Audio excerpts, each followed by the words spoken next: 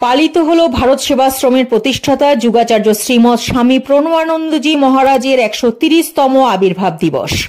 এই উপলক্ষে বুধবার সকালে উত্তর 24 পরগনা জেলার বনগাঁ মহকুমার গাইঘাটা থানার অন্তর্গত বিভূতিভূষণ হল্ট স্টেশনের 2 নম্বর প্ল্যাটফর্ম সংলগ্ন দোগাছিয়া মনমোহনপুরে স্থাপিত প্রণবানন্দ জনকল্যাণ আশ্রমের প্রতিষ্ঠাতা স্বামী দেবেশানন্দ মহারাজের উদ্যোগে এক মহতী অনুষ্ঠানের আয়োজন করা হয়। এদিন সকাল থেকেই আশ্রম প্রাঙ্গণে ব্যস্ততা পরিলক্ষিত হয়। 500 কণ্ঠে গীতা পাঠের মাধ্যমে অনুষ্ঠানের শুভ সূচনা হয় এদিন। এরপর সকলের মঙ্গল কামনার্থে আশ্রম প্রাঙ্গণে চলে যাগযজ্ঞ, পুজো পাঠ ও মঙ্গল আরতি। শেষে প্রসাদ বিতরণের মাধ্যমে অনুষ্ঠানের সমাপ্তি ঘটে। এদিন আশ্রম প্রাঙ্গণে বহু দূর দূরান্ত থেকে আগত বিভিন্ন মঠ মিশনের সাধুসন্ত ছাড়াও সাধারণ মানুষের উপস্থিতি ছিল নজর কাড়া।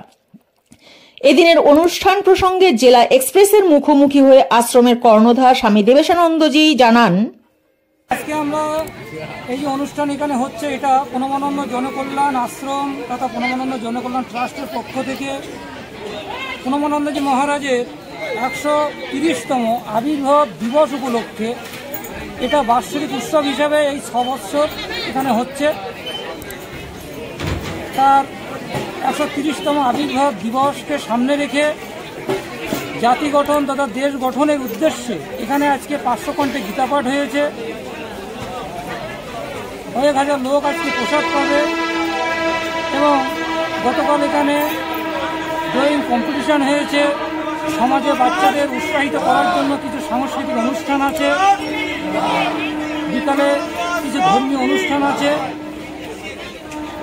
হোমযজ্ঞ এটা আমাদের বিভিন্ন দেশের বৈজ্ঞানিকরা রিসার্চ করে দেখছেন, যেমন ফ্রান্সের টিউলিক এনারা রিসার্চ করে দেখছেন যে হোমযজ্ঞে যে আম কাঠ দিয়ে শুদ্ধ ঘিয়ের মাধ্যমে, কালো তিল বা চিনির মাধ্যমে যে যজ্ঞ করা হয় বৈদিক মন্ত্রের মাধ্যমে, যেখানে আম কাঠ অগ্নিতে ঘিয়ের মাধ্যমে জারিত হলে সেখানে ফর্মিক অ্যালডিহাইড অ্যাসিড উৎপন্ন হয়, যেটা আমাদের পরিবেশের জীব জগতের পক্ষে মারাত্মক উপকারী।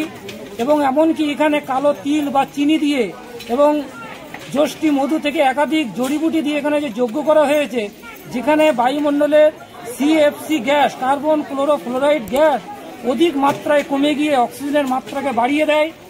এটা তো গেল আমাদের এই পারিপার্শ্বিক, কিন্তু আমাদের আধ্যাত্মিক জগতে আমরা যজ্ঞের মাধ্যমে সমস্ত 33 প্রকার আমাদের সনাতন হিন্দু ধর্মে যে 33 কোটি দেবদেবী আছেন তাদের পূজা প্রার্থনা এক হোমযজ্ঞের মাধ্যমে হয়ে যায়। যজ্ঞ হচ্ছে একটি সমাজের সমস্ত সম্প্রদায়ের মানুষকে একত্রিত এবং সংঘবদ্ধ করার এবং একটি শক্তিশালী ভারতবর্ষ গড়ার একটা মাধ্যম, যেটা আমাদের মুনি ঋষিরা এই প্রাচীন ভারতবর্ষে সৃষ্টি করেছিলেন, যেটা অনাদিকাল থেকে আজও চলে আসছে। এখানে দেখায় প্রতি বছরই প্রায় শতাধিক সাধু মহারাজদের আগমন ঘটে, কিন্তু এবার কুম্ভ মেলার কারণে ভক্ত সমাগম অনেক কম হয়েছে, সাধু মহাপুরুষদের আগমনও অনেক কম হয়েছে। কারণ আজকে ত্রিবেণীতে শাহী স্নান আছে, সেখানে বাংলা থেকে বহু সাধুসন্ত চলে গেছেন। এনারা বিভিন্ন মঠ মন্দির, যেমন রামকৃষ্ণ মিশন থেকেও কিছু সাধুসন্ত এসছেন, বিভিন্ন আখাড়া মঠ মন্দিরের সাধুসন্তরা এখানে এসছেন। আচ্ছা, আমাদের এসে 5 বছর হচ্ছে। স্বামী দেবেশানন্দ প্রণবানন্দ জনকল্যাণ আশ্রম তথা ট্রাস্টের বলতে পারেন যে প্রতিষ্ঠাতা। এখানে যুগাচার্য স্বামী প্রণবানন্দজি মহারাজের নামে এই সমাজে বা এই এলাকাতে তার ভাবাদর্শ প্রচার করার উদ্দেশ্যে এখানে আশ্রমটি নির্মাণ হয়েছে।